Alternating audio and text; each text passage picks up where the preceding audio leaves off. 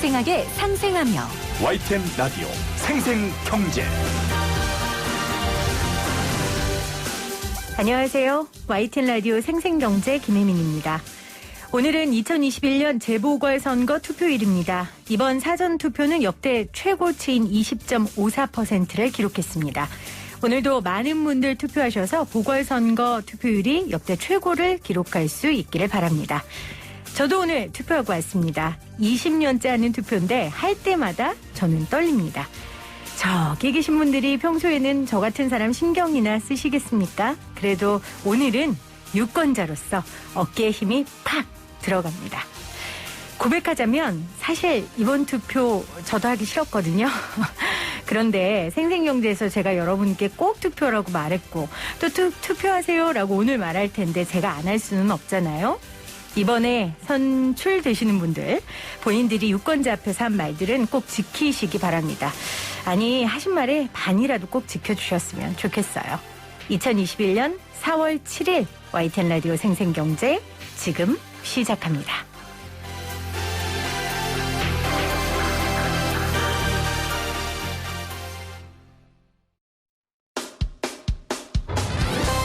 사람을 바꾸는 경제 이야기, 세상을 바꾸는 경제 뉴스. YTN 라디오 생생경제. 오늘 가장 뜨거운 경제 뉴스를 제일 생생하게 전해드리는 시간입니다. 지난달 보험 사기 공동 대응을 위해 공민영보험이 함께 참여한 공민영보험 공동조사 협의회를 출범했습니다. 앞으로 이 협의회는 국민건강보험 거짓, 부당 청구와 민영보험사의 실손보험 보험 사기에 대해 집중 조사할 텐데요. 보험 사기로 국민건강보험 재정 누수가 꽤 큽니다.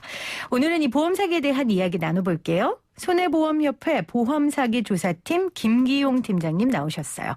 어서 오세요, 팀장님. 네, 반갑습니다. 저는 사실 보험 사기라고 하면 그게 그렇게 맞나? 그냥 정말 일부 나쁜 사람들이 하는 일 아닌가? 이렇게 생각했는데 통계를 보니까 그렇지 않더라고요. 네, 2019년 보험 사기로 적발된 금액은 7,302억 원으로 매년 조금씩 늘어나는 추세입니다. 네. 2020년 상반기에만 4,526억 원으로 19년 동기 대비 9.5%가 증가했습니다. 보험연구원에 따르면 2018년 기준 우리나라 보험 사기 규모가 약 6조 2천억 원에 이른다고 하니 매우 심각한 수준이라 하겠습니다. 와, 진짜 심각한 수준이네요. 그래서 오늘 팀장님께 좀 보험 사기에 대한 실체에 대해서 좀 알아보고 싶은데 코로나19 때문에 일명 우리 나이롱 환자라고 하잖아요. 허위 입원은 오히려 줄어들었는데 다른 유형의 보험 사기가 증가했다고요? 네.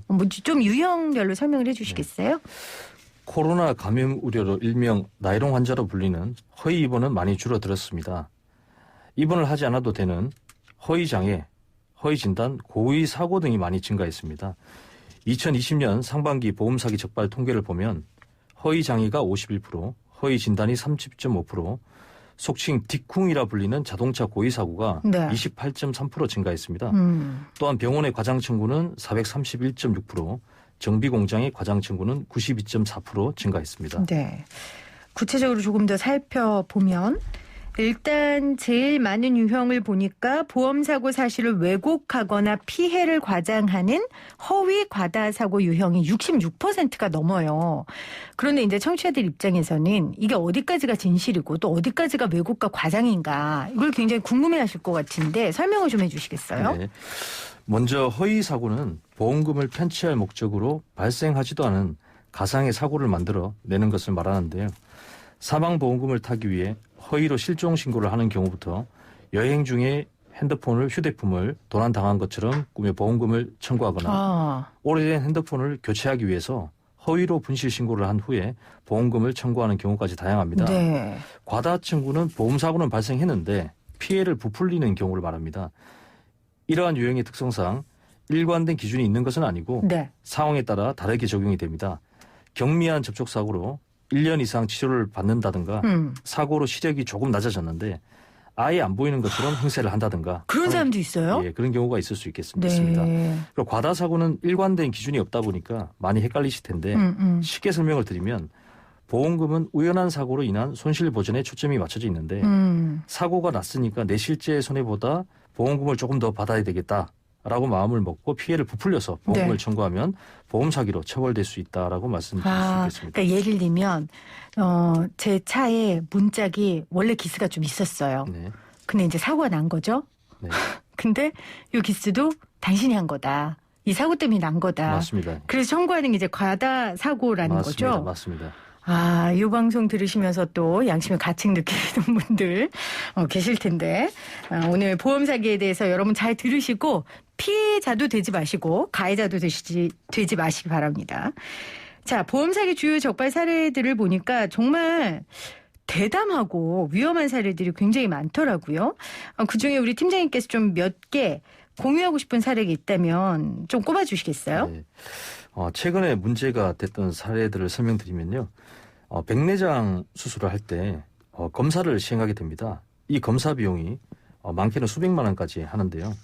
근데 이 검사를 통원 1회 시행하는데 보통 통원 1회 시행하게 되는데 통원 의료비 한도는 30만 원밖에 되지 않습니다. 네. 그렇다 보니까 한도가 5천만 원까지 되는 입원 의료비를 타내기 위해서 입원해서 검사를 한 것처럼 실제로는 통원 1회 검사를 했는데 입원 1회 검사를 한 것처럼 검사 일자를 조작해서 조작하다가 적발된 사례가 있었습니다. 그리고 또 언론에 이슈가 많이 됐던 사례인데요. 가족이나 지인들끼리 자동차 고의 사고를 내면 보험회사나 경찰에서 다 알아채기 때문에 이런 의심을 피하려고 인터넷 카페나 인스타그램 등 SNS를 통해서 일면식도 없는 20, 30대 젊은 고의사고 공모자를 구하는 겁니다. 세상에. 이렇게 모인 사람들이 앞차, 뒷차에 나눠 타고 고의로 사고를 내고 이 친구들이 보험사로부터 합의금을 받아서 나눠 가졌습니다. 그러니까 모르는 사람들을 모집해서 내 차 사고 내줘. 그런 다음에 그 합의금 받으면 나눠 가졌다고요? 맞습니다. 밥 먹고 정말 할 일들이 없네요. 죄송합니다. 제가 이렇게 거치게 얘기해서. 너무 화가 나는 사례들이 많이 있는데 지금 사례에서도 나왔지만 한 개인이 보험 사기를 계획한다고 해서 할 수 있는 게 아니라 이게 마주치는 손바닥이 있어야 되는 거잖아요. 그런 측면에서 과거부터 사실은 이 사무장병원이 이런 보험 사기에는 그야말로 악의 축으로 많이 꼽혔어요. 이 사무장병원이라는 게 어떤 겁니까? 네. 사무장병원이라면 의료기관을 개설할 자격이 없는 사람이 의사나 법인의 명의를 빌리거나 의사를 고용해서 불법으로 운영하는 의료기관을 말합니다. 이러한 사무장병원은 설립 목적 자체가 환자에 대한 적절한 치료보다는 돈을 벌기 위해서 설립되다 보니까 네. 허위 입원, 허위 수술, 과잉 진료 등 많은 문제가 발생되고 있습니다. 근데 사실은 금감원에서도 그렇고 손보협회에서도 이런 사무장병원의 문제점은 오래전부터 지적을 했고 또 근절을 위해 백방으로 노력하신 걸로 아는데 왜 이렇게 이런 나쁜 병원들이 없어지지 않는 겁니까? 사실 사무장병원을 근절하기 위한 여러 가지 제도적인 문제가 있었는데 네. 관련 법 개정에 시일이 많이 소요되었고 그리고 건강보험공단하고 공조가 필요했었는데 그동안 공조 자체가 미흡한 부분도 있었습니다. 네. 문제 해결을 위해서 사무장병원 개설을 차단하기 위한 심의위원회 제도를 건의를 해서 2020년 9월 5일부터 시행 중에 있고 2019년 11월부터 사무장병원 개설자에 대한 처벌이 5년 이하의 징역에서 10년 이하의 징역으로 강화되었습니다. 네. 또한 공보험과 사보험 공통의 보험 사기 문제 해결을 위해서 올해 3월 금융감독원, 건강보험공단, 손해생명보험협회가 공민형 보험 공동조사 협의체를 발족한 바 있어 앞으로 사무장병원을 근절하는 데 효과가 있으리라고 기대하고 있습니다. 공영, 민영, 보험, 공동조사 협의체가 굉장히 큰 역할을 할 걸로 맞습니다. 저도 봅니다. 보험 사기 이제 여러분 덧치실 수 없습니다. 자, 이번 통계를 저도 보면서 한편으로는 좀 마음 아팠던 게 과거에는 사무장병원 설명도 하셨지만 보험 설계사나 의료인, 자동차 정비업자 같은 전문 종사자의 보험 사기가 많았거든요. 그러니까 일반인들이 잘 모르니까.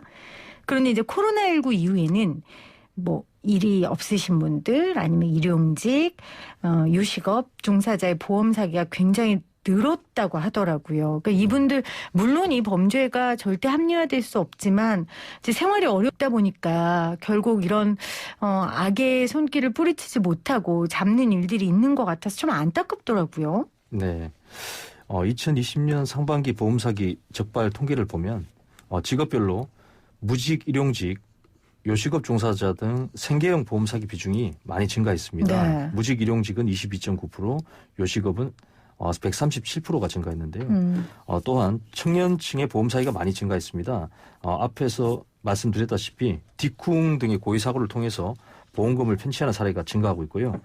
이분들이 대개 경기 침체와 코로나19로 일자리를 잃고 수입이 감소한 분들이거나 아이고. 일자리를 구하지 못한 젊은 분들인데요. 손쉽게 접근할 수 있고 즉시 적발되지 않는다는 점에서 생계형 보험 사기가 증가하는 것으로 판단됩니다.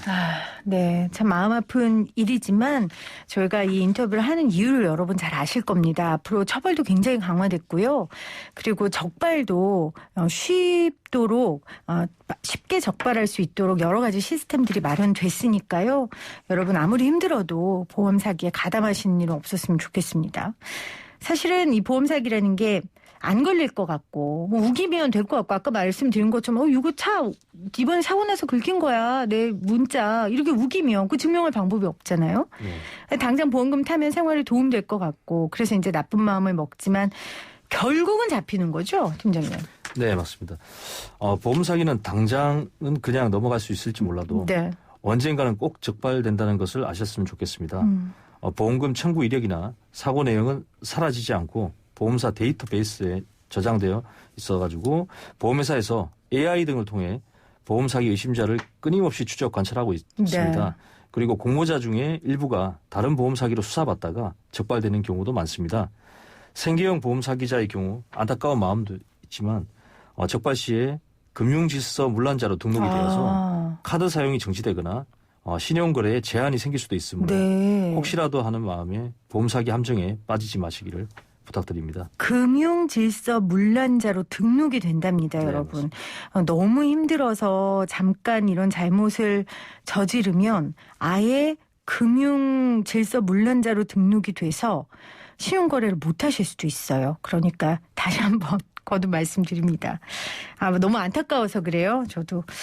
만약에 제 주변에서 보험 사기를 발견했다 이런 경우에는 어떻게 신고하는 게 좋습니까? 네, 보험 사기로 의심되는 상황을 목격하게 되신다면 금융감독원 국번 없이 1332 또는 보험회사 보험범죄신고센터를 통해서 신고할 수 있습니다. 신고 방법은 전화, 인터넷 접수 등 다양합니다. 그리고 수사기관의 수사를 통해서 보험 사기로 확정이 되면 제보자에게 소정의 신고 포상금을 지급하고 있습니다. 알겠습니다. 자, 보험 사기 코로나로 인해서 또 이런 부분들이 증가되고 있다고 해서요. 오늘 손해보험협회 김기용 팀장과 함께 좀 자세한 내용 알아봤습니다. 팀장님 고맙습니다. 네, 감사합니다.